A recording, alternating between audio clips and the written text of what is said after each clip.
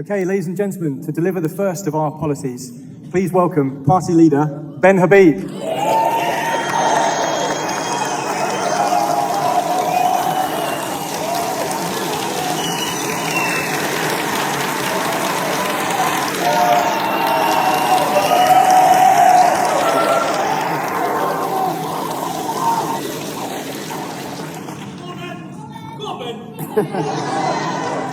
Thank you very much, folks. Now, normally, if you've heard me speak, I do it without notes. I thought since I was going to give you our first couple of policies, I might note some of them down, and I've noted them down for you. So this is going to be a relatively easy speech, I hope, for me to make, not completely coming out of my mind. But before I start, can I just say, isn't it peculiar that a so-called racist party has a multi-ethnic leader?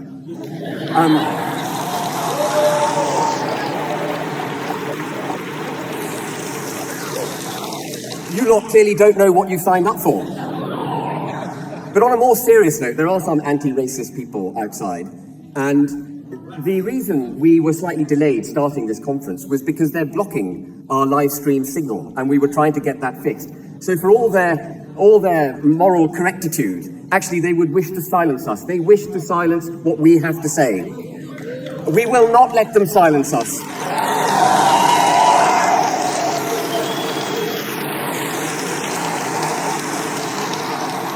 Now, when I first indicated on the 30th of June 2025 that I was considering launching a political party, I set two hurdles for the party. The first was that we would have to hit 30,000 members. And I thought that might be a get-out-of-jail-free card, that I wouldn't hit it and that I could retire back to my normal life and say, well, I gave it a shot, it didn't work. Within a couple of months, we hit our target. And if you had said to me then that in 6 months, Ben, you will have nearly 40,000 members, you would have fought your first council by-election and got 12.3% in it. Where's the wonderful Alex Stevenson? And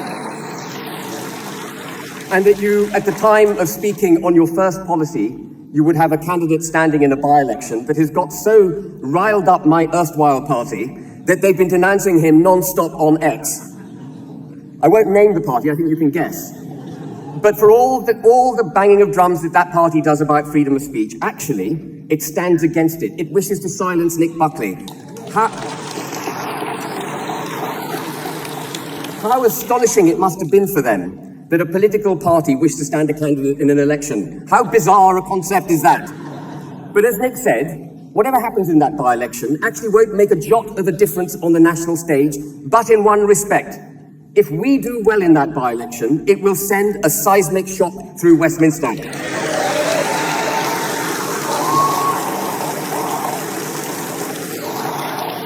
So it was absolutely vital we stand. Absolutely vital, and that's why they didn't want us to do it. So to the extent that any of you have got free time coming up over the next couple of weeks, I plead to you, please go up to Gorton and Denton, support Nick Buckley, and let's win this by-election.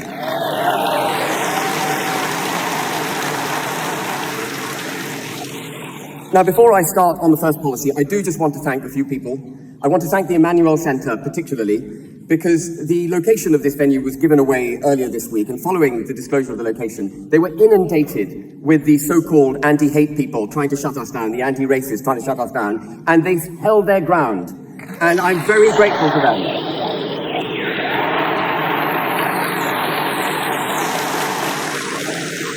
The only way we're going to prevail, ladies and gentlemen, is if we all hold our ground. We must not bend. We must keep standing up, whatever they do and whatever they say.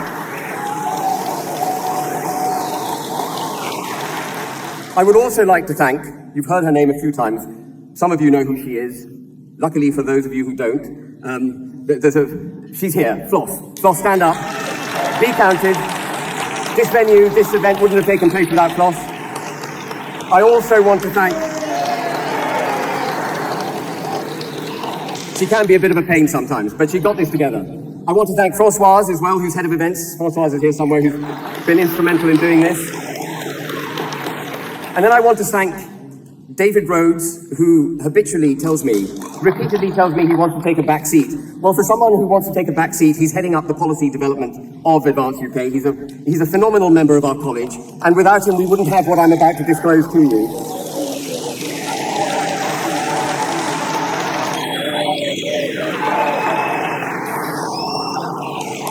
And I'd like, last of all, if I may, to thank the college for the hard work that they do behind the scenes. What I'm going to show you now is just a synopsis of our draft policies. This is not comprehensive.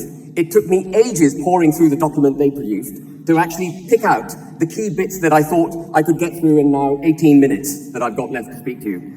They are in draft because as we move forward between now and the next general election, we are going to continue to refine our policies. We're going to continue to make the public aware of what those policies are, so that by the time we get to 2028, 2029, we have a perfect, or as close as perfect, set of policies that have been thought through in great detail, and we're going to back it up with draft legislation. That draft legislation will be appended to our manifesto, and for those of the public who wish to read it, the exact direction of travel that we will set for this country will be known. There will be no ambiguity in our policies. It won't be a manifesto put together within 3 weeks. Isn't it peculiar, ladies and gentlemen, that political parties stand for government and they produce a manifesto 2 or 3 weeks before the election, full of nonsense, none of which ever gets delivered.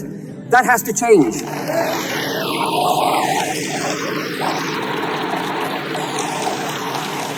And so we will have draft legislation. And the benefit of having draft legislation, there's multiple benefits. The first of which is that the British people know precisely what it is we're going to do, so we can't let them down. We've made it crystal clear. The next benefit, and this is really important, is that the Lords can't interfere with it. The civil service can't interfere with it.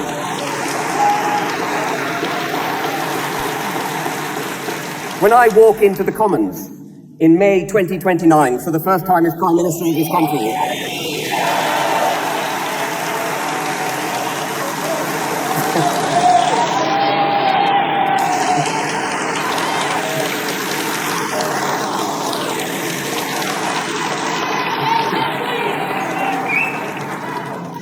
that is the risk of being a leader of a political party. You may end up as Prime Minister, but when I walk into the Commons, I'm going to thump this document down, this draft legislation, and I'm going to look across to the opposite benches, and I'm going to address the Lords, the civil service and the British people, and I'm going to thump this document down and say, I have the democratic backing of the British people to deliver this agenda. I hope you do that. It really is that.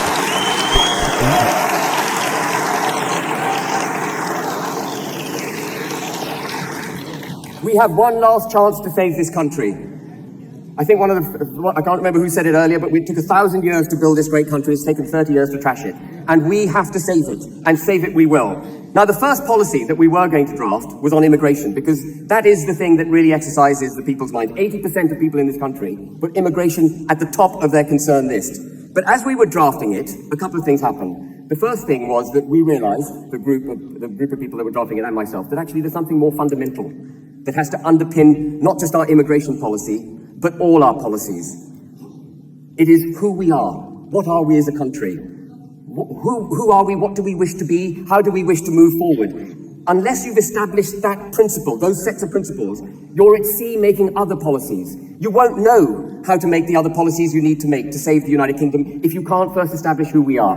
And I'm afraid, as much as Keir Starmer and the liberal globalist lunatics would like to categorize British culture as something of an inferior debate. They call it the culture wars. We're not going to entertain the culture wars. As much as they might wish to categorize it as that, actually British culture is what we're fighting for.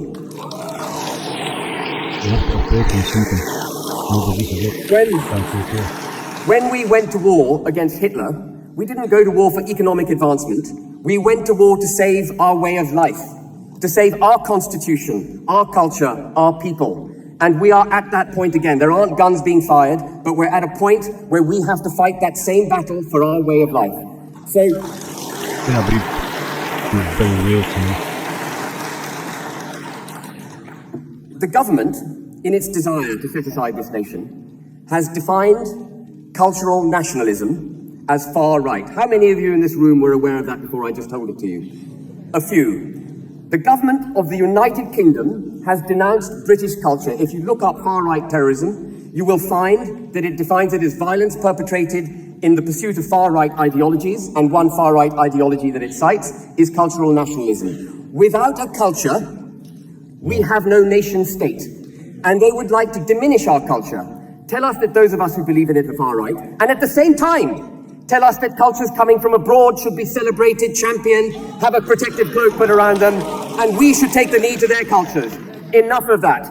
They have traduced our culture to such an extent that actually when people are asked, well, what does it mean to be British? We're reduced to ridiculous platitudes such as, well, being nice, being tolerant. Well, it's a hell of a lot more muscular than that, I have to remind people.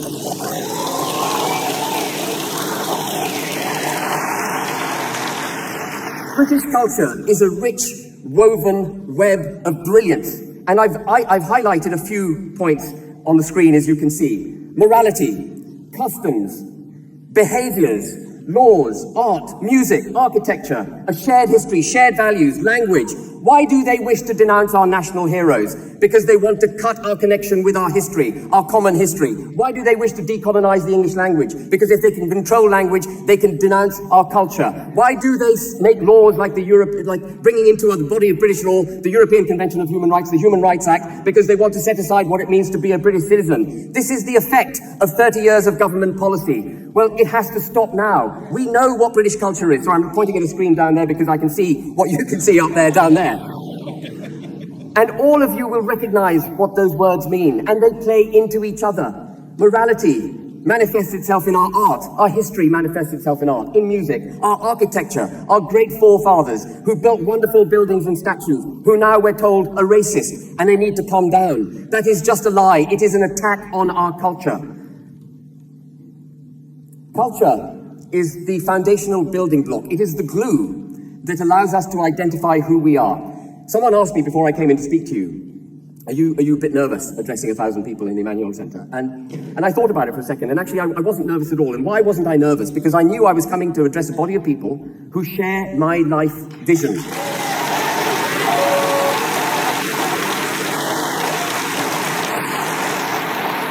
We are of the same culture. You are our family and I am your family. And that's how it has to be.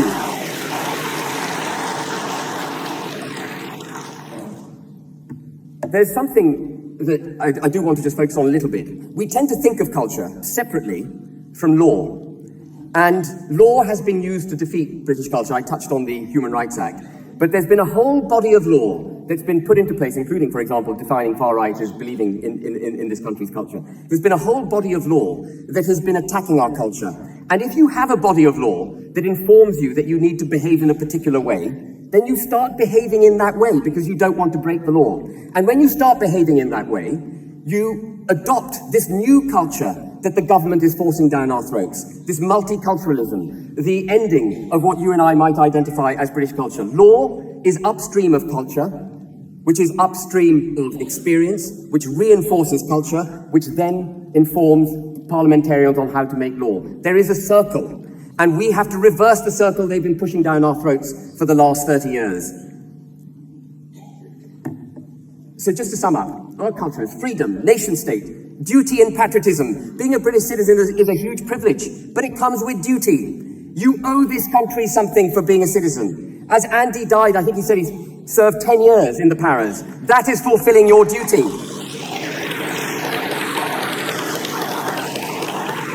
I've had a great life. I'm trying to fulfill my duty now by giving back to the British people. And you're all here because you're fulfilling your duty, because you see we're imperiled.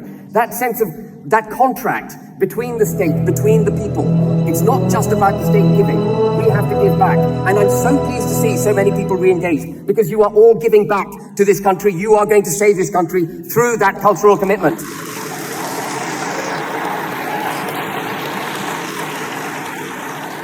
I want to talk about aspiration and merit as well. We've forgotten what aspiration is. Every time something goes wrong, we look at the state and say, well, can you please save us? Can you do something? Can you spend more money? We've got 8 million people out of a workforce of 35 million who are surviving on universal credit. And yet we keep saying we haven't got enough people in the economy, we've got to take in more migrants. It is ridiculous. We need aspiration reinstalled in the United Kingdom. So people wish to come off dependency, wish to go into work, and we're going to reveal a couple of those policies in a second that's going to help do that. But as I said, law comes upstream of culture. And there are some fundamental legal changes that we would do on the first day in government. The first thing we would do, and it's kind of ironic, really, that we would be doing this, because it was us that set up the European Convention of Human Rights. I can't remember again which brilliant speaker earlier said that some European countries are grateful for us having saved them from the grip of Nazi tyranny. But we set up the ECHR not because the United Kingdom needed to be policed, its human rights needed to be policed. Our human rights have existed for over 1,000 years. It was the Europeans who needed the European Convention of Human Rights because they just can't help tearing themselves apart. But that European Convention of Human Rights has now been put into such, it's turned into a mill round our necks. In the pursuit of human rights, we are forgetting what it means to be us. And we're not being allowed to put British national interest first. We're not allowed to put British people's interest first. And in fact, we get the bizarre result that often we will protect criminals and denounce victims, as we've seen with the rape gangs. All of that comes from the European Convention of Human Rights as put into the body of British law through the Human Rights Act. That was one of Blair's initial gifts to the British people, and we are going to repeal it on the first day in government.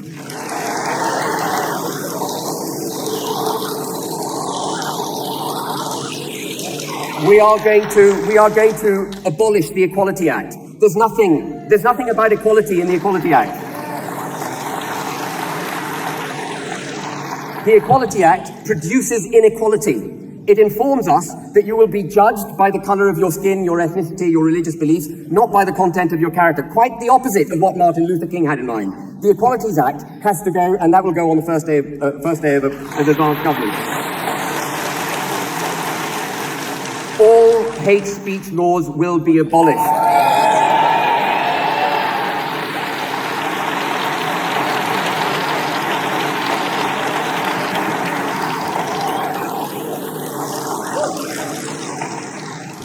And now the last one, and you might think, why the hell is Ben going back to the withdrawal agreement that got us out of the European Union? Well, the withdrawal agreement is a bastardization of the United Kingdom.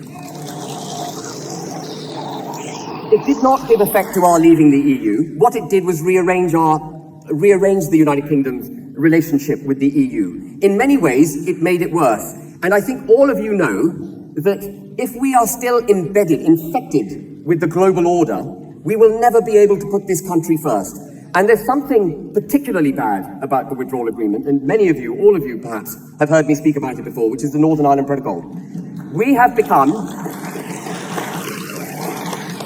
A lot of people think Northern Irish politics is a minority sport. It isn't. When a country puts a flipping border down the middle of itself and heaves off over 1 million citizens to a foreign power, subject to foreign laws adjudicated by a foreign court, you know that country has lost its way. Northern Ireland, the Northern Ireland Protocol is not just about Northern Ireland. It is about us rediscovering who the hell we are. Are we going to stand by our British brethren, or are we going to throw them under a bus? I know what I'm going to do, and we are going to get rid of the withdrawal agreement.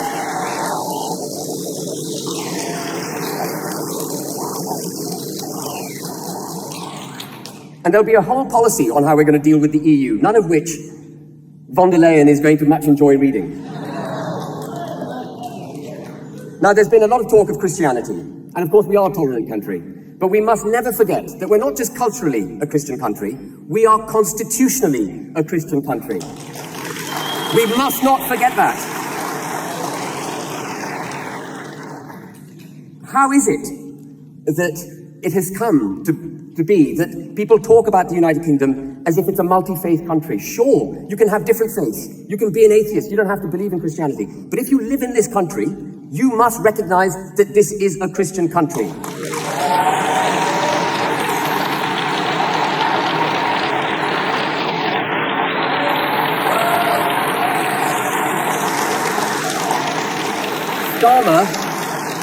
Starmer wants to remove the bishopric from the House of Lords.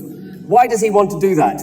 I mean, the bishopric are a pretty useless bunch of people now because the Church of England itself has lost its way. But the reason he wants to remove the bishopric from the House of Lords is because he wants to remove the last constitutional vestige of Christianity manifesting itself in our constitution. He wants it gone. And then it's a hop and a skip to say, well, actually, we're a multicultural, multi-faith nation, and that's the end of Christianity at the heart of things. So the first policy we're going to introduce is that parliamentarians, public officers, anyone taking public office of any description has a choice. They can either swear on the Bible or they can swear on a neutral oath, but there will be no swearing on a foreign religious text.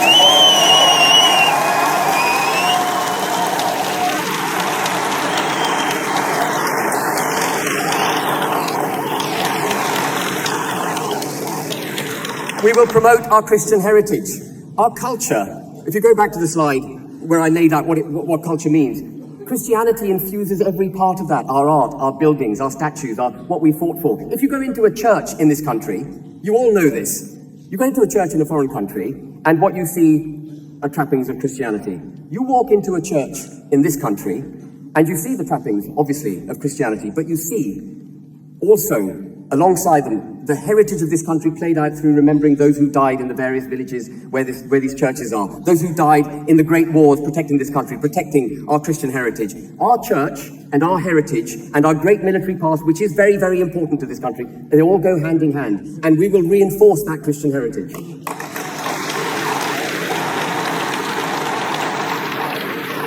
And we will prohibit the conversion of churches to foreign religions.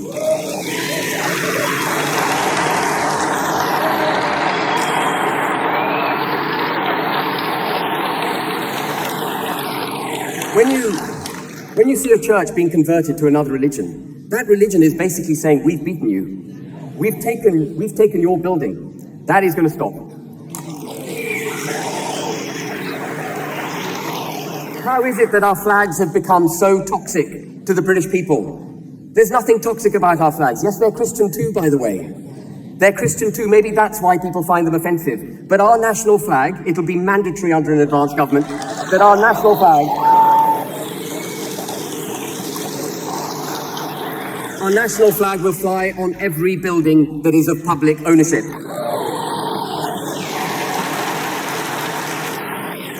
And we will recognise our great heroes and national figures. We're not going to allow statues to come down. If you let your statues come down, you forget who you are. And I did a debate recently at the Oxford Union in which I talked about Cecil Rhodes in glowing terms. You can imagine the kind of response that got. But the Rhodes Scholarship was bequeathed by Rhodes, saying that it should be blind to ethnicity and religious beliefs. Did you know that, folks? He was not a racist. He was a good man. And we are allowing our national heroes to be denounced. That has to stop too.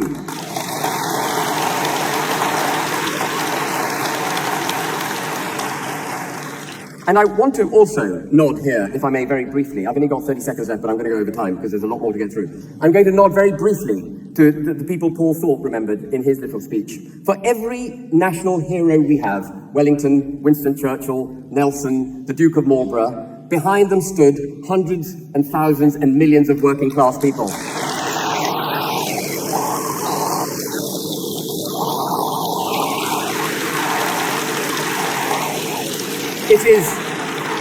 It is the British working class on whose back this country was built, and we forget them at our peril.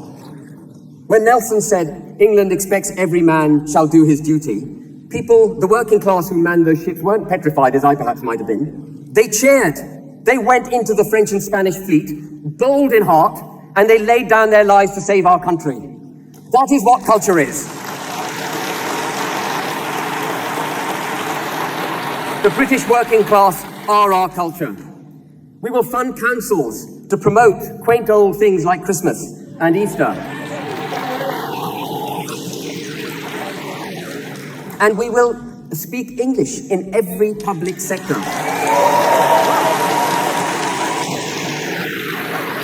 And of course, we have to do away with this decolonization of the UK. Again, that's an attack on our heritage. It's an attack on our culture. It's an attack on who we are. We will recolonize the curriculum. We will teach our constitution to our children. We will teach them about the contract that the British state has with citizenry, where citizenry get privileges because they're citizens, but then they have to stand up for the country as well. We will teach our children how our Christian forefathers have actually been a force for good, not the kind of Christianity that the anti-racist lot outside would like us to think. And let me just remind everyone that our national anthem is actually a hymn. It's a hymn, and we will sing it proudly in every state sector school and all our universities. It will be celebrated.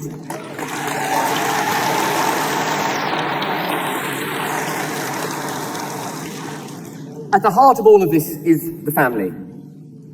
And we are going to protect the family. We are going to destigmatize actually having children. We're going to destigmatize women looking after their children. And we're going to do that practically as well. This idea that you should reward people who can't afford to have children through a dependency culture of handing out benefits is wrong. Benefits for having children should be removed. You should be encouraged to have children through the tax system. You should be encouraged to get married. You should get a tax break. For every child you have, you should get a tax break. And you should be encouraged to stay at home and look after your children by getting a tax break. Get the tentacles of the state out of my family.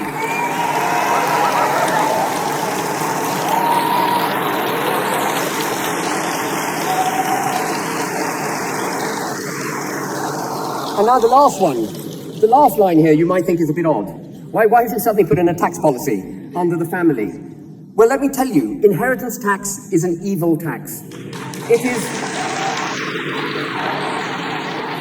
It raises not much for the exchequer, but it's a fantastic tool for the far left because it forces families to sell their homes, break their connection with the country, sell their businesses, break their connection with the economy of the country, sell their farms, break the connection with making food domestically in this country. It is an attack on the connection between the British people, its heritage, our heritage, and the land. And that's what they want to do.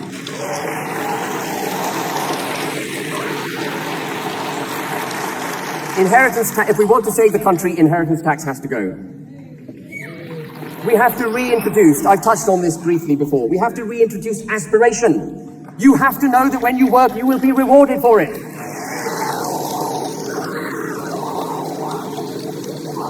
How can you go forward with confidence during the day if you think that every time you earn a pound, the government's going to reach into your back pocket and nick it, and then use that money actually to keep those people who refuse to work in the state that they kept, and not just them, but foreigners who've come to this country.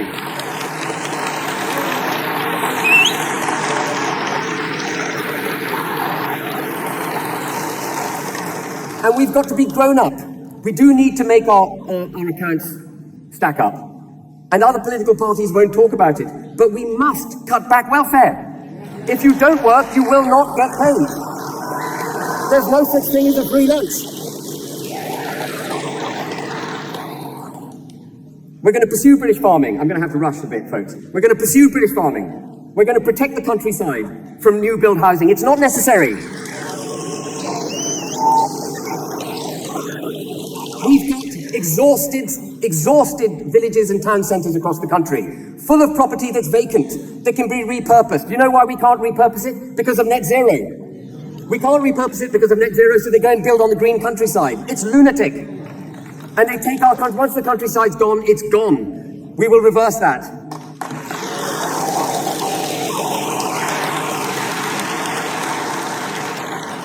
And we will prohibit the removal of farms from the fabric of British culture.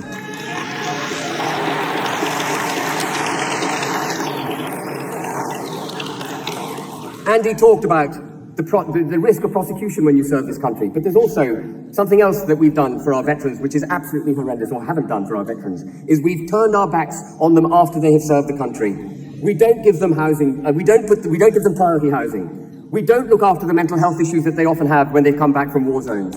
We give them no mechanism by which they can come back from the extreme conditions in which they have fought to protect this country, to find their feet again in society in this country. We have to repurpose them, if you like. They need a helping hand when they come out.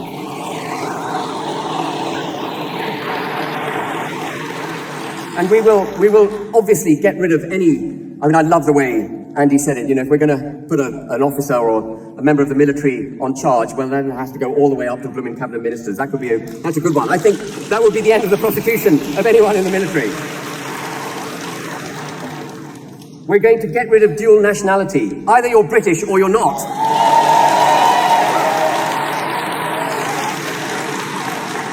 We will define multiculturalism as an extreme far left form of ideology, which we will denounce. Even integration's not good enough. People have to be assimilated into British culture. There can be no foreign religious courts in the United Kingdom.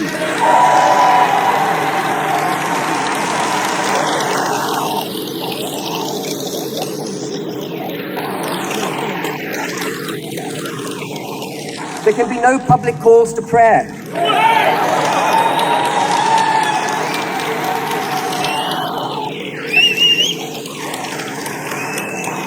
And as much as I would wish not to have to use the law to bring our culture back into balance, things are so out of balance that I'm afraid we have no option now but to ban the burqa and the niqab.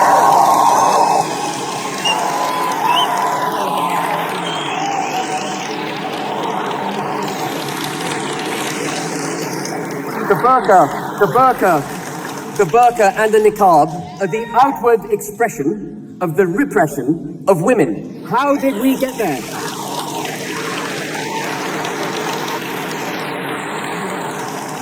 It also is an overt rejection of British culture. When you see a woman wearing the burqa and niqab, she is looking down on British culture. She is rejecting us. How can you be in our country, claim to be British, and reject Britain?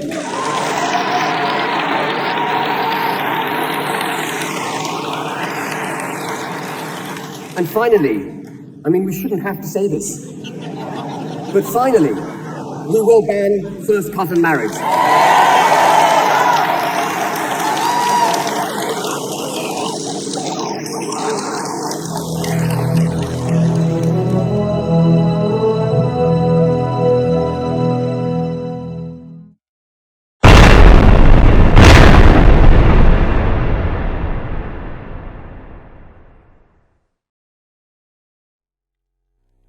It's time to unite the kingdom.